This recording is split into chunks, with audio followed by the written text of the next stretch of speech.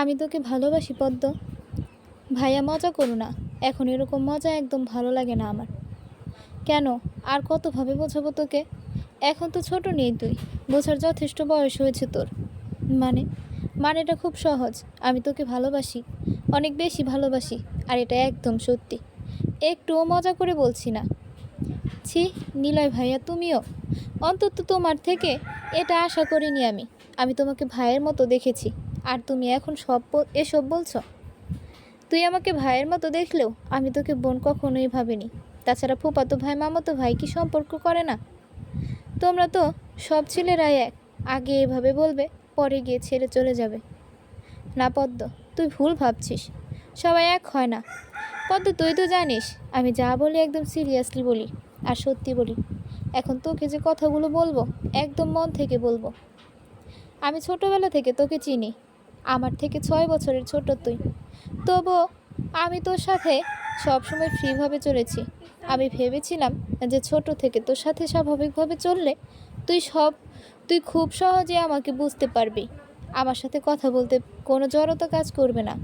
এজন্য আমি তোর পাশাপাশি থেকেছি। তোর ভালো, খারাপ, ইচ্ছা, অনিচ্ছা, বিরক্তি, অভিমান সব কিছু লক্ষ্য করেছি ছোট থেকে, যাতে তোর কোনো সমস্যা হলে আর কেউ না বুঝলেও আমি বুঝতে পারি। কিন্তু তুমি এসব কেন লক্ষ্য করেছো নিলয় ভাইয়া? আমি তো কিছু কখনো বুঝিনি। আজ তোকে সব বলবো। আগে বুঝিসনি তো কি হয়েছে, এখন থেকে বুঝবি। কি হয়েছে এসব? কি বলছে এসব? মাথা কি ঠিক আছে এনার? এখন থেকে এসব বুঝবে মানে? মনে মনে কথাগুলো বলে আবার ওনার কথায় মনোযোগ দিলাম। তুই যখন ছোট ছিলি তখন থেকে আমার বুকের বাঁ পাশে তোর নাম লেখা ছিল। আমি সবসময় মনে মনে তোকে চাইতাম আমার ফুলটা যেন আমার থাকে। কিন্তু সময়ের সাথে সাথে আমার ফুলটা যত বড় হচ্ছিল, আমি ওর চোখে আমার জন্য দয়া মায়া দেখতে পাইনি। আমি দেখেছি আমার ফুলটা অন্য একজনের মায়া আকৃষ্ট। তবুও আমি আমার সবটুকু দিয়ে চেষ্টা করেছিলাম যাতে আমার ফুলকে বোঝানোর যে আমার মতো কেউ ওকে আগলে রাখতে পারবে না। ভালোবাসতে তো অনেকেই পারে, কিন্তু আগলে রাখতে কজন পারে? একটা মেয়ে যখন বড় হয় তখন অনেক ছেলে মেয়েটাকে প্রস্তাব দেয়। কেউ কেউ না খেয়ে থাকে, নিজের ক্ষতি করে, তাকে না পেলে সুইসাইডও করে। এমনও অনেক দেখেছি। তারা সবাই চায় মেয়েটা আমার হলে আমি তাকে ভালোবাসবো, তার যত্ন করব, তার প্রয়োজন মতো সব করব। কিন্তু ভালোবাসা কি এটাই যে তাকে কাছে পেলে আগলে রাখা আর দূরে গেলে ভুলে যাওয়া? যদি এটাই ভালোবাসা হয় তাহলে বলবো এই ভালোবাসা আমি মানি না। আমার ভালোবাসা ছিল এমন যে আমি তোকে না পেলেও তোকে আগলে রাখবো, কষ্ট পেতে দেব না আমি তোকে। সেটা তুই আমার হলেই কি আর না হলেই কি। তুই আমার থেকে দূরে থাকলেও তোর ভালো থাকাটা আমার কাছে ইম্পর্টেন্ট বেশি। এসব কি বলছো তুমি নিলয় ভাইয়া? পদ্ম, পদ্ম ফুল, আমি তোকে ভালোবাসি, অনেক বেশি ভালোবাসি তোকে। তুই যখন ছোট ছিলি তখন থেকেই ভালোবাসি আমি তোকে। অনেক আগেই বলতাম, কিন্তু তুই ছোট ছিলি তাই বলিনি। কিন্তু আমি যখন বুঝতে পারি তুই অভ্রকে ভালোবাসিস, তখন আমার কলিজাটা ফেটে যাচ্ছিল। আমি চাইলেই তখনই তোকে আর অভ্রকে আলাদা করতে পারতাম, কিন্তু আমি করিনি। তোর ছোট্ট মনটা তখনই ভেঙে যেত। আর সেই সময় মন ভেঙে গেলে তুই না বুঝে উল্টাপাল্টা কিছু করে ফেলতি। তুই ছোট থেকে অনেক আবেগময়ী। আবেগের বশে যদি কিছু হয়ে যেত তাহলে আমি নিজেকে কখনোই ক্ষমা করতে পারতাম না। তাই চলে যাই কানাডা। কিন্তু আমি চলে গেলেও তোর প্রতি নজর আমার সব সময় ছিল। মনে আছে কি, তুই যখন বান্ধবীদের সাথে অভ্রর সাথে সিনেমা দেখতে গিয়েছিলি, সেদিন একটা ছেলে তোর ছবি তুলেছিল? হ্যাঁ হ্যাঁ, মনে আছে। আর সেদিন অভ্র ভাইয়া ওনাকে মেরেছিল। ওই ছেলেটা আমার লোক ছিল, তোকে সব সময় ফলো করতো। তবে সেদিন নাকি তুই প্রচণ্ড খুশি ছিলি, তাই আমি বলেছিলাম তোর কিছু ছবি তুলে দিতে। আমার কথাতেই তুলেছিল।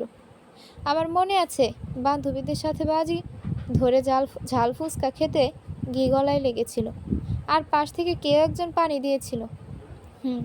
মনে আছে। কিন্তু পানি খেয়ে দেখি ওখানে কেউ নেই। সেখানেও আমার লোক ছিল।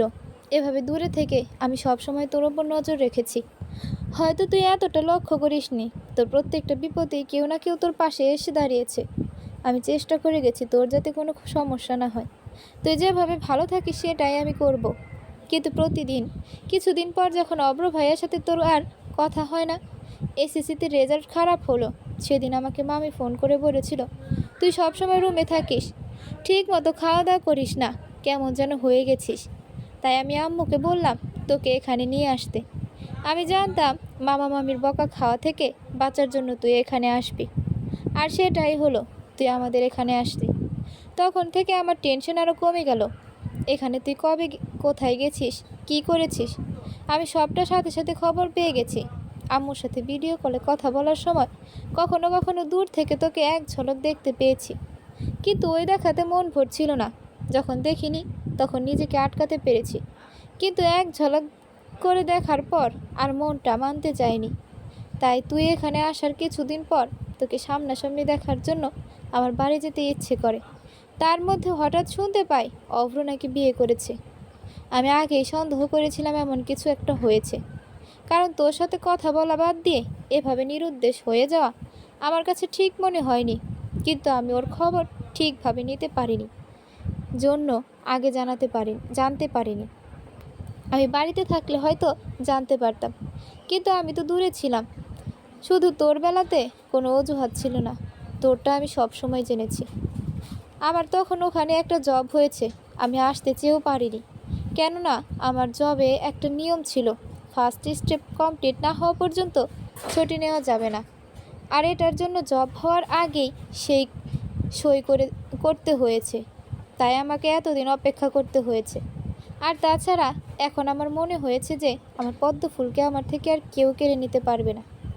আমি কি বলবো বুঝতে পারছি না। একটা মানুষ দূরে থেকেও যে এতটা ভালোবাসতে পারে তা হয়তো এনাকে না দেখলে বোঝা যাবে না, কিন্তু আমি তো ভাই ছাড়া অন্য কোনো চোখে দেখি কখনো ভাবিনি। প্লিজ পদ্ম ফুল, আমাকে ফিরিয়ে দিবি না। প্রয়োজনে তুই আরও সময় নে, আমাকে বোঝার জন্য তোর যত সময় চাই তুই নে আমাকে বোঝার জন্য। কিন্তু আমার হয়ে থেকে যা পদ্ম, আমি তোকে ছাড়া থাকতে পারবো না। আপনার দিকে থেকে হয়তো এটা ভুল নয়, আপনি আমাকে ভালোবাসেন ঠিক আছে, কিন্তু আমি যে আপনাকে কখনোই ভালোবাসিনি, আর বাসতে পারবো কিনা তাও জানি না। এভাবে বলিস না পদ্ম, আমি রিকোয়েস্ট করছি তোকে, থেকে যা আমার হয়ে। আমি তোকে জোর করব না যে আমাকে ভালোবাসতেই হবে। তোর যখন মনে হবে যে এখন আমাকে ভালোবাসা যায় তখন বাসবি, আমি না হয় অপেক্ষা করব। কিন্তু তুই অন্য কারো হয়ে গেলে আমি সেটা সহ্য করতে পারবো না। আগেরবার কিভাবে সহ্য করেছিলে? তখন তুই ছোট ছিলি, তখন তোকে বোঝানোর মতো উপায় ছিল না, বোঝালেও বুঝতি না, তুই আমাকে ভুল বুঝতি। কিন্তু এখন যথেষ্ট বোঝার বয়স হয়েছে, তাই বলছি প্লিজ আমার হয়ে থেকে যা। আমাকে এখন একা থাকতে দিন প্লিজ, আমার সহ্য হচ্ছে না এসব কথা। আপনাদেরকে বিশ্বাস করতে কষ্ট হয়। অসহায় ফেস করে চলে গেলেন নিলয় ভাইয়া। আমার আর কি করার, আমি আর কাউকে বিশ্বাস করে ঠকতে চাই না। পরদিন সকালে উঠতে না উঠতে আব্বু এমন একটা কথা বলল যে নিলয় ভাইয়ের প্রতি যতটুকু সম্মান ছিল সেটাও নষ্ট হয়ে গেল। রাগে শরীর জ্বলে যাচ্ছে আমার। সকালে ঘুম থেকে উঠে আব্বু ডেকে পাঠালো। আমি রাগ করে কখনো কিছু করলে পরে রাগ থেমে যাওয়ার পর সেই আব্বু আম্মুর কথাই মেনে নিই। আমি যখন বাড়ি থেকে চলে গেছি সে সময়টা আমার রাগের থেকে বেশি ছিল আমার জেদ, যে আমার আব্বু আম্মু আমাকে কেন বুঝতে চায় না। সব সময় পড়াশোনার জন্য আমাকে বকে, তারা জানে আমি ভালো ছাত্রী, তবুও রেজাল্ট খারাপ হলে কি হয়েছে জিজ্ঞাসা না করে শুধু বকে। এজন্যই ফুপুর বাড়িতে যাওয়া। কিন্তু কিছুদিন পর আবার নিজের ভুল নিজে বুঝতে পারি যে বাবা মা যখন সন্তানকে পড়াশোনা করতে পাঠায়, স্কুল কলেজে টাকা দেয়, তখন মনে মনে ভাবে যে আমার সন্তান ভালো করে লেখাপড়া শিখে মানুষের মতো মানুষ হবে, এটাই বড় পাওয়া। আর আমাদের মতো মধ্যবিত্ত মানুষের খাওয়া পড়া, স্কুল কলেজে কোচিংয়ের মতো বেতন, তার উপর আলাদা 2টা টিউশনের রাখলে তাদের বেতন, সব মিলিয়ে দেখা যায় মাস শেষে বাবা মাকে হিমশিম খেতে হয়। কিন্তু তবুও বাবা মা সেই চাপ সন্তানদেরকে দেয় না, বিনিময়ে তারা শুধু ভালো রেজাল্ট চায়। কিন্তু সন্তান রেজাল্ট খারাপ করলে রাগের সাথে সাথেও তাদের কষ্ট হয়, আর সেজন্যই তারা বকে। আমি আব্বুর সামনে আসতেই আব্বু বলল, পদ্মমা তোমার ক্লাস কবে থেকে শুরু? সামনের সপ্তাহ থেকে আব্বু। তাহলে তুমি যাবে কবে? আর 2 দিন থেকেই যাব আব্বু। আমার কিছু বই আর নিজের জন্য কিছু কেনাকাটা আছে, তাই ক্লাস শুরুর আগে সব ঠিকঠাক করতে হবে। তোমাকে একটা কথা বলি, আশা করি আমার কথার অবাধ্য হবে না। আব্বু এভাবে কেন কথা বলছে? কি এমন বলবে যে আগে এভাবে বলল? কথাগুলো মনে মনে বলে আব্বুকে আস্তে আস্তে করে বললাম, জি আব্বু বলো। আব্বু ভালোভাবে আমাকে কিছু বললে সেই কথার অবাধ্য হওয়ার সাহস আমার নেই, কিন্তু রাগ করে বললে সেই কথা যদি পছন্দ না হয় তো আমি জেদ করি আম্মুর সাথে, তখন আম্মু আব্বুকে সব বুঝিয়ে বলবে। কিন্তু এখন যত ভালোভাবে বলতেছে, আমি তো আব্বুর কথার অবাধ্য হতে পারবো না। আল্লাহ ভালো জানে, ভালো কিছু যেন বলে। আমি তোমার আর নিলয়ের বিয়ে ঠিক করেছি। কথাটা কর্ণপাত হতেই কান গরম হয়ে গেল। কি বলে দাঁড়িয়ে গেলাম। হ্যাঁ, আমি চাইছিলাম ঘরোয়াভাবে আজকেই তোমাদের বিয়েটা নিতে, কিন্তু তোমার আম্মু বলল আমাদের তো বেশি আত্মীয় নেই, শুধু তোমার নানু বাড়ি, আজ ওনাদের ডেকে নেই, আর কিছু কেনাকাটা থাকলে সেটাও করে নেওয়া যাবে আজ, এজন্য কাল বিয়ে। কিন্তু আব্বু, আমি এখনই বিয়ে করতে যাচ্ছি না। আমি এখনও কিছুই করি না। বিয়ের জন্য মেয়েদের কিছু করতে হয় না। তাছাড়া নিলয় তো জব করে, আর ও তো কোনো দিক দিয়ে খারাপও না। যথেষ্ট ভদ্র ছেলেদের মধ্যে নিলয় একজন। তোমার তো সমস্যা হওয়ার কথা না। আমি কি বলবো বুঝতে পারছি না। হঠাৎ আব্বুর এমন সিদ্ধান্ত মেনে নিতে পারছি না। নিলয় ভাইয়াই কি তাহলে আব্বুকে বলেছে বিয়ের কথা? প্রচণ্ড রাগ হচ্ছে ওনার উপর। নিজে যা মনে করবে তাই হবে নাকি? আমার মতামতের কোনো গুরুত্ব নেই ওনার কাছে? বিয়ে ঠিক করে ফেললো না জানিয়ে। আব্বুকে এখন কিছু বলতে পারবো না, কারণ কান্নাগুলো দলা পেকে আসছে। আর অতিরিক্ত কান্নার সময় মুখ দিয়ে কথা বের হয় না। দৌড়ে চলে গেলাম নিজের ঘরে। আমাকে কেউ বুঝতেই চায় না। তখন নিলয় ভাইয়ার কথা শুনে মনে হলো উনি বোধহয় সত্যি সত্যি আমাকে বোঝে, কিন্তু এখন একদমই তা মনে হচ্ছে না। এতই যদি বুঝতো আব্বুকে, বিয়ের কথা বলার আগে আমাকে বলতে পারতো। উনি বলেছে যে আমাকে ভালোবাসে, কিন্তু কাল বিয়ে, এসব তো বলেনি।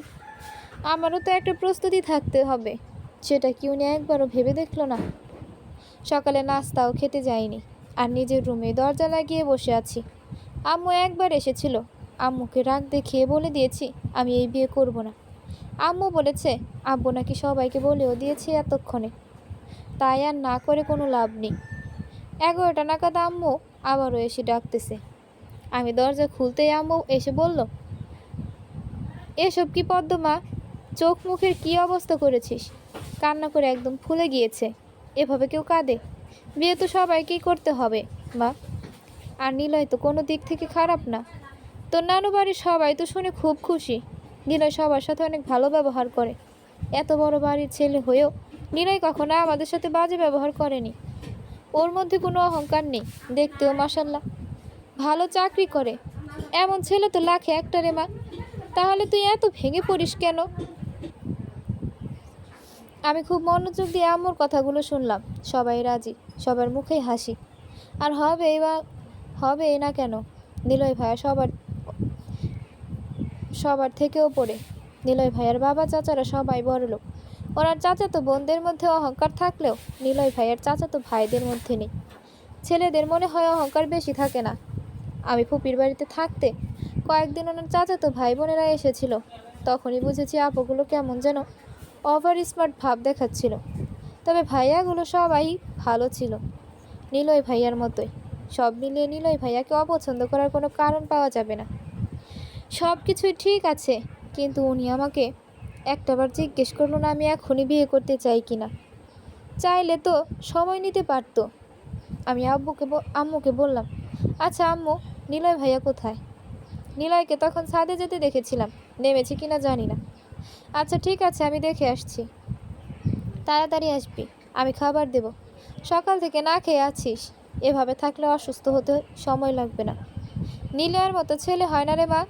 আমি তোকে গ্যারান্টি দিয়ে বলতে পারি, আজ যে কারণে তুই ওকে বিয়ে না করার জন্য কান্না করছিস, একদিন ঠিক ওই কারণেই তুই খুশি হয়ে কান্না করবি। আমি আম্মুর বলা কথাগুলো ভাবতে ভাবতে ছাদের দিকে এগোচ্ছি। সত্যিই কি এমন দিন আসবে যেদিন আমি নিলয় ভাইয়াকে মন থেকে মেনে নিতে পারবো?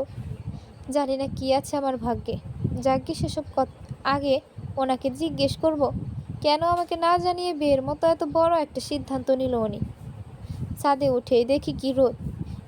এই রোদের মধ্যে নিলয় ভাইয়া দাঁড়িয়ে আছে। আমি যেতেই বলল, এই তুই এই সময় ছাদে এসেছিস কেন? খুব রোদ, চল নিচে যাই। দাঁড়াও নিলয় ভাইয়া, তোমার সাথে আমার কিছু কথা আছে। আচ্ছা নিচে আয়, ওই গাছের নিচে গিয়ে যা বলার বলিস। আমি আর কথা বাড়ালাম না। এমনিতে কান্না করার জন্য মাথাটা ব্যথা করছে, এখন আবার রোদে দাঁড়িয়ে থাকলে উল্টে পড়ে যাব। নিচে নেমে নিলয় ভাইয়াকে বললাম, বিয়ের মতো একটা সিদ্ধান্ত নেওয়ার আগে আমাকে জানানোর প্রয়োজন মনে করলে না? নিলয় ভাইয়া ছোট ছোট চোখ করে বলল, আমিও জানতাম না যে আমাদের বিয়ে। তুমি মিথ্যে কেন বলছো? তুমি যদি আব্বুকে না বলো তাহলে আব্বু আজ কেন বিয়ের কথা বলবে? কই, আগে তো বলেনি। তুমি কালকে আমাকে জানিয়েছো যে আমাকে ভালোবাসো, তাহলে আজকে আব্বু তোমার সাথে আমার বিয়ের আয়োজন করতেছে কি এমনি এমনি এমনি? আর তুমি বলছো জানো না? আমি সত্যিই জানি না পদ্ম। শুধু ভোরের দিকে আম্মু আমাকে বলল, আমি আর তোর বাবা আসতেছি, তোর আর পদ্মের বিয়ে হবে আজ। একটু পর মামা ডেকে নিল, বলল আমার কোনো আপত্তি আছে কিনা। আমি শুধু বলেছি, মামা আগে পদ্মর মতামত জানা প্রয়োজন, ও এখনই বিয়ে করবে কিনা। মামা বলল, পদ্ম আমার কথার অবাধ্য হবে না, আর আজকে না কাল হবে বিয়ে। এর থেকে বেশি আর আমিও জানি না। নিলয় ভাইয়াকে দেখে মনে হচ্ছে উনি মিথ্যে বলছে। তাই ওনাকে আর কিছু জিজ্ঞাসা না করে আব্বুর রুমের দিকে গেলাম। আব্বুর রুমে গিয়ে আব্বুকে বললাম, আব্বু তোমার সাথে আমার একটা কথা ছিল। হ্যাঁ মা বলো, কি বলবে? না মানে বিয়েটা কি এক্ষুনি করতে হবে আব্বু? ধুর, আবারও কান্না পাচ্ছে। আব্বুর সামনে কিছু বলতে আসলেই শুধু কান্না পায়। আব্বু মুচকি হেসে বলল, পদ্মমা, আমি জানি নিলয় তোকে পছন্দ করে। অনেক আগে থেকেই বুঝতে পেরেছিলাম আমি। তারপর যখন তোর ফুপি বলল, তখন আরও শিওর হয়ে গেলাম যে আমার ধারণা ঠিক ছিল। আর বিয়ের ব্যাপারটা এত তাড়াতাড়ি কেন নিলাম? এখন তো নিলয় দেশে এসেছে, ও এখন বেশ কিছুদিন দেশে থাকবে। আর তোর ক্লাসও শুরু হবে কিছুদিনের মধ্যে, মানে তুই আর নিলয় এক বাড়িতে থাকবি। আব্বু আমাকে সব সময় তুমি করে বললো, কিছু কিছু সময় তুই করে বলে। আমাদের সমাজটা খুব অদ্ভুত জানিস মা। মানুষের মুখে এক তো মনে আরেক।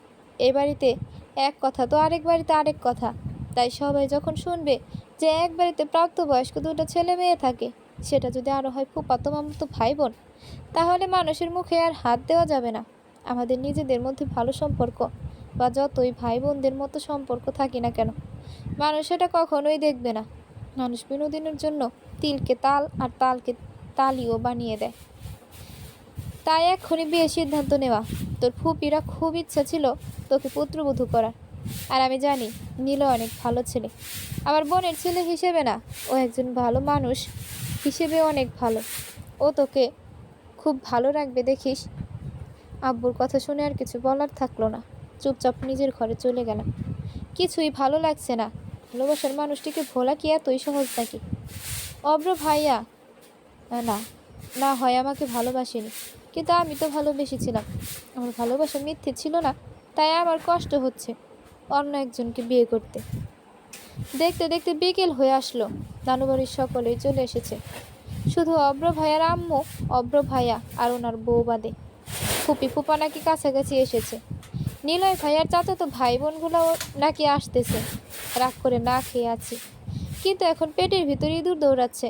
কাকে বলতেও পারছি না লজ্জায়। কিভাবে বলবো আমি যে রাগ করে আছি? আব্বু এসে তাড়াতাড়ি রেডি হতে বলল, শপিং করতে যাব। কি আর করার, সাধারণ একটা অ্যাশ কালার জামার সাথে কালো প্যান্ট আর মাথায় কালো ওড়না পরে নিলাম। বাহিরে এসে দেখি সবাই গাড়িতে উঠতেছে। আমি উঠতে গেলে অব্র ভাইয়া আমাকে থামিয়ে দিয়ে বলল, তুই একটু দাঁড়া, ওরা গাড়িতে যাক। আব্বু আম্মু যে গাড়িতে এসেছে আমরা ওটাতে যাব। আমার বয়ে গেছে আপনার সাথে যেতে। ভেবেছিলাম এই কথাটা বলবো, কিন্তু বললাম না। কারণ আমি না জেনে ওনাকে অনেক কথা বলেছি সকালে। এখন একবার সরি বলতে হবে। এছাড়া আরও কিছু কথা আছে। একটু পর ফুপা ফুপি চলে আসলে ওনাদের সাথে দেখা করে ওই গাড়িতে আমি আর নিলয় ভাইয়া আসলাম। পুরোপুরি নীরবতা, কারো মুখে কোনো কথা নেই। আমি আর চোখে নিলয় ভাইয়ার দিকে তাকালাম। মুখটা কেমন শুকিয়ে গেছে, ঠোঁট দুটো বারবার জিভ দিয়ে ভিজিয়ে নিচ্ছে। হঠাৎ আমার দিকে তাকাতেই চোখে চোখ পড়লো। উনি সুন্দর করে একটু মুচকি হাসলেন। আমি চোখ সরিয়ে নিলাম। সরি ভাইয়া। সরি কেন? আসলে তোমাকে তখন ওইভাবে বলার জন্য? আমি ভেবেছিলাম তুমি আব্বুকে বিয়ের কথা বলেছ। একটু হেসে উত্তর দিলেন, আরে পাগলি, আমি কিছু মনে করিনি। আর তোকে কিছু বলার আছে। জি ভাইয়া বলো। শোন, তুই যদি চাস আমি বিয়েটা আটকাতে পারবো, কারণ আমি চাই না জোর করে তোকে বাধ্য করতে। আমি চেয়েছিলাম আমার ভালোবাসা দিয়ে একদিন না একদিন ঠিক তোর মন জয় করে নেব, কিন্তু মামা তার আগেই বিয়ের কথা বলেছে। আর যদি বিয়েটা হয়েও যায়, আমি কখনোই তোর থেকে স্বামীর অধিকার চাইব না, কোনো কিছুতে বাধ্যও করবো না তোকে। তোর যতদিন ইচ্ছা সময় নিবি, কিন্তু সবশেষ আমার একটাই চাওয়া, তুই আমার হয়ে থাকবে। আমাদের মাঝে যা কিছুই হোক না কেন, কোনোদিন শেষে যেন তুই আমারই থাকিস। কথা দিচ্ছি, আমি বেঁচে থাকতে কখনো কষ্ট পেতে দেব না তোকে। জানিস, যখন মামা আমাকে বলেছে আমার আর তোর বিয়ে, যতটা খুশি আমি হয়েছি বিশ্বাস কর, এতটা খুশি আমার জীবনেও হয়নি। কিন্তু পরক্ষণে তোর কথা মনে হতে আমার খুব খুশি চলে গেছে, কারণ আমি জানতাম যে তুই এক্ষুনি বিয়ে করতে চাস না। আমাকে তো একদমই না বলে একটা মিথ্যা হাসি দিল। আমি খুব মনোযোগ দিয়ে কথাগুলো শুনলাম। আমি বুঝি ভালোবাসার মানুষটাকে না পাওয়ার যন্ত্রণা কি। আমি তো কেঁদে কেঁদে কষ্ট কমাতে পেরেছি, কিন্তু ছেলেরা তো সেটা পারে না। তাদের চোখে জল মানায় না। কিছুক্ষণ পর একটা বড় রেস্টুরেন্টের সামনে গাড়ি থামলো। নিলয় ভাইয়া গাড়ি থেকে নেমে আমাকে নামতে বললেন, আজ তো সারাদিন কিছু খাসনি, চল কিছু খেয়ে নিবি। সব কিছুর মাঝে এতক্ষণ আমি এটাই চাচ্ছিলাম, কিন্তু আমি যে রাগ করে খাইনি, এখন কি এক কথাতে নামা যায় নাকি? তাই একটু বেঁকিয়ে বললাম, আমি খাবো না। নিলয় ভাইয়া মুচকি হেসে বলল, আচ্ছা চুরি করে খেয়ে নে, আমি বাড়িতে কাউকে কিছু বলবো না।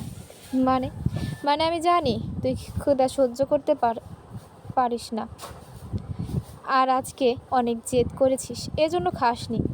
এখন তোর খুব খিদে পেয়েছে, কিন্তু তুই সেটা প্রকাশ করতে চাচ্ছিস না, তাই তো? এই রে, ধরা পড়ে গেলাম। কিভাবে বুঝলো উনি? কি আর করার, আর কিছু বললো যদি সত্যি সত্যি খেতে না দেয়। এই ভয়ে আর কিছু না বলে সুর করে নেমে গেলাম। জানিস তো, আর তোর জন্য আমারও খাওয়া হয়নি। খুব খিদে পেয়েছে। আপনি কেন খাননি? বারে, বউ না খেয়ে আছে, আমি খেলে সবাই কী ভাববে? ওনার কথা শুনে ছোট ছোট চোখ করে তাকালাম। এখনো বিয়েই হলো না, আর উনি বউ বউ শুরু করেছে, আর সাথে না খেয়েও আছে। দুজনে 2 প্লেট বিরিয়ানি খেয়ে পেট শান্তি করলাম। উনি আবারও খেতে পারতো, আরও খেতে পারতো, কিন্তু দেরি হয়ে যাচ্ছে জন্য আর খেলো না। শপিংয়ে গিয়ে একে একে সবার জন্য ড্রেস কিনলেন। আমার জন্য 4টা শাড়ি, ম্যাচিং ব্লাউজ, আর সাথে পাথরের জুয়েলারি। আমি নিজেই কিছু পছন্দ করিনি। সব আমার আমার সব কিছু নিলয় ভাইয়া পছন্দ করেছে। আর একটা ছেলে মানুষ পছন্দ যে এত নিখুঁত হতে পারে, এনাকে না দেখলে বুঝতাম না। শাড়িতে যদি সুতাও টান খেয়ে থাকে, সেটাও বাদ দিয়ে দেয়। 14টা দোকান ঘুরে ঘুরে দেখে, তারপর কিনলো।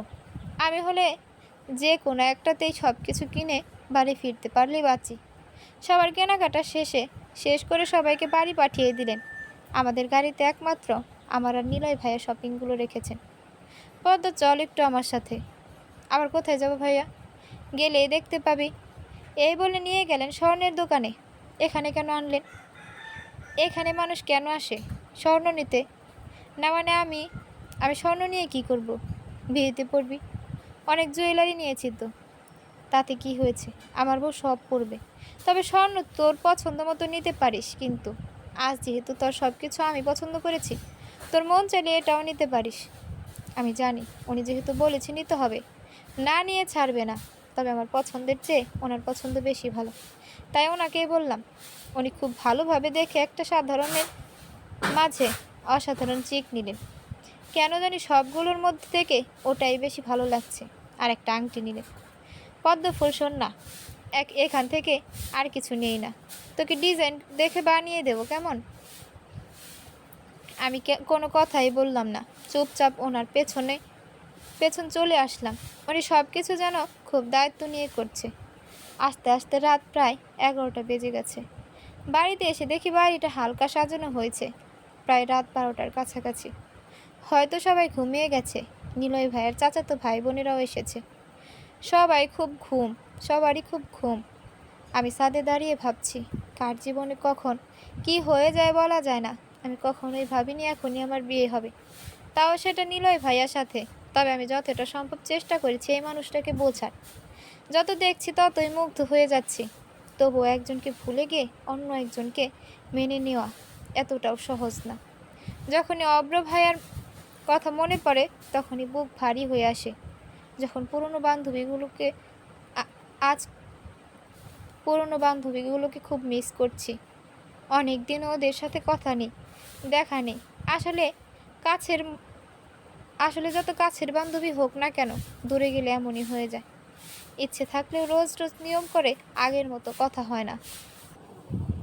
খুব সকালে ঘুম ভেঙে গেল, যদিও রাতে খুব একটা ভালো ঘুম হয়নি। উঠে দেখি আম্মু ফুপি সহ আশেপাশের অনেকেই কাজ শুরু করে দিয়েছে। বিয়ে বাড়ি বলে কথা, তবে ছোটদের মধ্যে মনে হয় আমি একাই উঠেছে। আম্মু কিচেনে সবার জন্য নাস্তা বানাচ্ছে। আমি আম্মুর কাছে গেলাম। কিরে মা, এত সকালে উঠেছিস যে, কিছু বলবি? না মানে আম্মু, আমি কি খুব বেশি হয়ে গিয়েছিলাম তোমাদের কাছে? আম্মু চুলা বন্ধ করে ছলো ছলো নয়নে আমার দিকে তাকিয়ে বলল, এসব কি বলছিস মা? আমার একটা মাত্র মেয়ে, বেশি কেন হবে? আর একটা কি, পাঁচটাই কি? বাবা মায়ের কাছে সন্তান কখনো বেশি হয় নাকি পাগলি মেয়ে? আমি হুট করেই আম্মুকে জড়িয়ে ধরলাম। কেন জানি মনে হচ্ছে আম্মুর থেকে অনেক দূরে চলে যাচ্ছি আমি। আগেও তো ফুপুর বাড়ি গেছি, তখন তো এমন হয়নি। আজ কেন মনে হচ্ছে? তবে বিয়ে মানে কি পর হয়ে যাওয়া? ফুপি এসে বলতেছে, এই পাগলি কাঁদছিস কেন? তুই কি শ্বশুর বাড়িতে প্রথম যাচ্ছিস নাকি? আমাকে কি দাজ্জাল শাশুড়ি মনে হয় তোর? কি যে বলো না ফুপি, তুমি আমার ফুপিই থাকবে, শাশুড়ি কেন হবে? না না, তা তো চলবে না। আমার মেয়ে নেই, তাই আজকের পর থেকে তুই আমাকে আর ফুপি বলে ডাকবি না, মা বলবি, ঠিক আছে? ফুপিকে মা বলবো? ধ্যাত, আমি পারবো না, লজ্জা লাগে। আমি আর থাকবই না এখানে। চলে আসতেই ফুপি আম্মুকে বলতেছে, ভাবি তোমার মেয়ে তো লজ্জায় একেবারে লাল হয়ে গেছে। এই বলে ফুপি আর আম্মু হেসে উঠলেন। একটু পর নানি এসে ডেকে নিয়ে গেলেন নাস্তা খাওয়ার জন্য। গিয়ে দেখি নিলয় ভাইয়াকে আম্মু তুলে খাওয়াচ্ছে। আমি যেতে আমাকেও পাশে বসালেন। আম্মু আমাদেরকে খাওয়াচ্ছে, আর অব্র ভাইয়ার দাদি মানে আম্মুর চাচির সাথে গল্প করতেছে। আম্মু, জানো চাচি, তোমার নাতনি কি বলছে আজকে? বলছে আমাদের কাছে নাকি ও বেশি হয়ে গেছে, এজন্য বিয়ে দিচ্ছি। রানী, আমার নাতনির কি হয়েছে? নাতনির কি সেই বয়স হয়েছে যে বুঝবে? আগে 2-3টা সন্তানের জননী হোক, তখন বুঝবে মা বাবার কাছে সন্তান বেশি হয় নাকি। নিলয় ভাইয়া পাশ থেকে কেসে উঠল। আম্মু পানি ঢেলে দিচ্ছে। কি হলো নিলয় বাবা, ঠিক আছিস তো? উনি পানি খেয়ে নিয়ে বলল, হ্যাঁ মামি, আমি ঠিক আছি, আর খাবো না, এই বলে চলে গেল। আর যাওয়ার আগে ফিস ফিস করে বলল, 3টা বাচ্চা নেওয়ার জন্য রেডি হব। আমি চোখ বড় বড় করে তাকালাম ওনার দিকে, কিন্তু উনি ডোন্ট কেয়ার ভাব নিয়ে চলে গেল। আমি যতটা সম্ভব চেষ্টা করছি অব্র ভাইয়ের স্মৃতিগুলো মনে না করার, কিন্তু আজকে যেন কোনোভাবে মাথা থেকে যাচ্ছে না। একটা কিছুতেই শুধু ওনার কথাই মনে পড়তেছে। কিন্তু আমি ঠিক করেছি আজকের পর থেকে আর কখনোই এই দিনগুলো মনে করব না। আমি যেহেতু একজনের বউ হয়ে যাচ্ছি, এখন সেটা না চাইলেও আমাকে মানতে হবে। তাই ওই বেঈমানের কথা ভাবার থেকে নিজের স্বামীর কথা ভাবা ভালো। কি আশ্চর্য, আমি আজ থেকেই নিলয় ভাইয়াকে নিজের স্বামী বললাম। নিজের ভাবা কথায় নিজেই অবাক হয়ে গেলাম। একটু পর দুটো পার্লারের মেয়ে এসে আমার হাতে মেহেদি দিয়ে দিচ্ছে। আমি চুপ করে বসে বসে ভাবছি, সত্যি সত্যি আমি নিলয় ভাইয়ার বউ হয়ে যাব। আর পাশ থেকে নিলয় ভাইয়ার চাচাতো বোন জুই অন্যগুলোকে বলে উঠল, এই আমাদের লম্বা নিলয় ভাইয়ার ভাগে কি খাটো মেয়ে ছিল। ওর কথাতে অন্যগুলো বলল, এই আসতে বল, শুনলে আবার জেঠিমাকে বলে দেবে। তারপর সবাই হাসতে লাগলো। কথাটা শুনে কিছুটা খারাপ লাগলো। অজান্তেই চোখ থেকে জল গড়িয়ে পড়ল। আমি কি এতটাই খাটো? আমি বিয়ে করতেছি, আমার কোনো সমস্যা নেই, তোদের এত কথার কি আছে? নিলয় ভাইয়ের কণ্ঠ শুনে এবার ওদের দিকে তাকালাম। সবাই কেমন চুপসে গেছে। তাছাড়া পদ্ম এতটাও খাটো না যে আমার সাথে মানাবে না। আর তোদের কি খেয়ে দিয়ে কাজ নেই অন্যের সমালোচনা করা ছাড়া? জুই, ভাইয়া, ওই মেয়েটার জন্য আমাদের সাথে এভাবে কথা বলতেছো? ওই মেয়েটা বলছিস তুই? তোর বড় ভাবি হয় পদ্ম, সেভাবেই সম্মান দিবি ওকে। আর তোদের মতো মেকআপ সুন্দরী পদ্ম না, ও এমনিতেই তোদের থেকে সুন্দর। এক পাশ থেকে নিলয় ভাই আর আরেকটা চাচাতো ভাই মুখ চেপে হেসে বলল, ভাই ভাই অনেক হয়েছে, এই বুইরা বেডিগুলোকে আর ধুয়ে দিস না, না হলে কান্না করে সব মেকআপ ভাসিয়ে ফেলবে। এই বলে সবাই হো হো করে হেসে উঠল। পাশ থেকে পার্লারের মেয়ে দুটো হাসছে, তাদেরকে দেখে আমি আর হাসি থামাতে পারলাম না। জুই সহ সব মেয়েগুলো হন হন করে চলে গেল। নিলয় ভাইয়া আমার সামনে এসে বসতেই আমি চুপ হয়ে গেলাম। পদ্ম ফুল, কি মন খারাপ করেছে? কই না তো। তাহলে চোখে পানি? পাশ থেকে পার্লারের মেয়েটা বলল, আরে ভাইয়া, যখন মেয়েগুলো আপুকে খাটো বলছিল তখন কান্না করছিল, তাই পানি লেগে আছে। এখন আপনার কথা শুনে মনে হয় না আর মন খারাপ থাকবে। উনি একটু হেসে বলল, আমার পদ্ম ফুলকে কেউ কিছু বলবে আর আমি সেটার প্রতিবাদ করব না তো কি করব? আমি সর্বদাই আমার পদ্ম ফুলের পাশে আছি। দুপুরের আগে গোসল শেষ করে চুল শুকাচ্ছি, চুল শুকানো হলে সাজিয়ে দেবে পদ্ম। খুব চেনা গলার স্বর শুনে পেছনে তাকিয়ে অবাক হয়ে গেলাম। তানিয়া, সীমা, রিপা তিনজন আমার সামনে দাঁড়িয়ে আছে। কান্না পেয়ে গেল আমার। স্কুলে থাকতে আমরা চারজন সব সময় একসাথে ছিলাম, কত শত খুনসুটি, কত মজা করেছি। আর তিনজনকে একসাথে দেখে কান্না আটকাতে পারলাম না। কতদিন পর দেখা, চারজন জড়িয়ে ধরে কান্না করেছি। আমাদের কান্না শুনে বাড়ির অনেকেই চলে এসেছে। সীমা, কী রে, জেরিনের মতো তুইও একা একা বিয়ে করে নিচ্ছিস? আমি নিজেই জানতাম না এখনই বিয়ে করতে হবে, আর তোদের সাথে তো যোগাযোগও ছিল না। আর জেরিনের বিয়ে হয়ে গেছে? হ্যাঁ, সে 1 বছর হতে চললো প্রায়। কার সাথে হয়েছে জানিস? কার সাথে? আমার যে ভাইয়াটার সাথে ছাদে একদিন গান শুনেছিলাম না, সীমা বলেছিল আমাদের যে আমি বললেই গাইবে, দেখিস তার সাথে। কিরে সীমা, তাই নাকি? তলে তলে এত কিছু। সীমা মাথা নিচু করে বলল, তখন তো কিছু ছিল না আমাদের মাঝে। একদম মিথ্যা বলবি না, আমি একদিন তোদেরকে একসাথে দেখেছিলাম রাস্তায়। আমি বললাম, আচ্ছা থাক, তোদেরকে এখানে কে নিয়ে এসেছে? হ্যাঁ, ভালো কথা বলেছিস। কাল দুপুরের পর হঠাৎ নিলয় ভাইয়া আমাদের বাড়িতে যায়। আমি তো চিনতে পারিনি। পরে পরিচয় দিয়ে বলল, আজ নাকি তোদের বিয়ে। আমি প্রথমে শুনে অবাক হয়ে যাই, কারণ আমি আমি ওকে আর কিছু বলতে না দিয়ে আটকিয়ে দিয়ে বললাম, আচ্ছা বুঝেছি। চোখ টিপ দিয়ে বুঝিয়ে দিলাম, এখানে অনেকেই আছে। যা বোঝার ওরা তিনজনে বুঝে গেল, কারণ আগের অভ্যাস এটা। ওরা বসে বসে এটা ওটা গল্প করছে, আর পার্লারের দুইটা আমাকে সাজিয়ে দিচ্ছে। অনেক দিন পর পুরনো বান্ধবীর কাছে পেয়ে সত্যি অনেক ভালো লাগছে। নিলয় ভাইয়ার কাছে কৃতজ্ঞ আমি আজকের দিনে আমার প্রিয় বান্ধবীদের নিয়ে আসার জন্য। আসলে স্কুলে থাকতে ওটাও যেন একটা পরিবার হয়ে গিয়েছিল। পড়া না হলেও ওদের সাথে দেখা করার জন্য স্কুলে ছুটে যেতাম। শুক্রবারটাও যেন কাটতে যাইতো না ওদেরকে ছাড়া। সাজগোজের মধ্যে বিয়ের জন্য এসেছে। আব্বু আম্মু সহ সবাই এসে বসে আমার মুখে কবুল শোনার জন্য। কবুল বলার সময় গলাটা আটকে এসেছিল। কি আজগুবি সব কিছু মনে এসেছিল। চোখ বন্ধ করে বাবা মায়ের কথা মেনে নিয়ে কবুল বলে দিয়েছি। যতটা সম্ভব তাড়াতাড়ি বিয়েটা শেষ করেছে, কারণ আজকেই ফুপির বাড়িতে যাব। এখান থেকে কারে যেতে কমপক্ষে 5 ঘন্টার মতো লাগবে। বিয়ে মানে কনের যা কিছু হোক, অন্য সবার আনন্দ। বান্ধবীরা মিলে ঠিক করেছে নিলয় ভাইয়াকে বউ চিনতে হবে। আমি সহ ওরা তিনজন কম্বলের নিচে বসে আছি। নিলয় ভাইয়া আমাদের সামনে বসে আছে। সবাই অধীর আগ্রহে বসে আছে, নিলয় কি পারবে তার পদ্মকে চিনতে?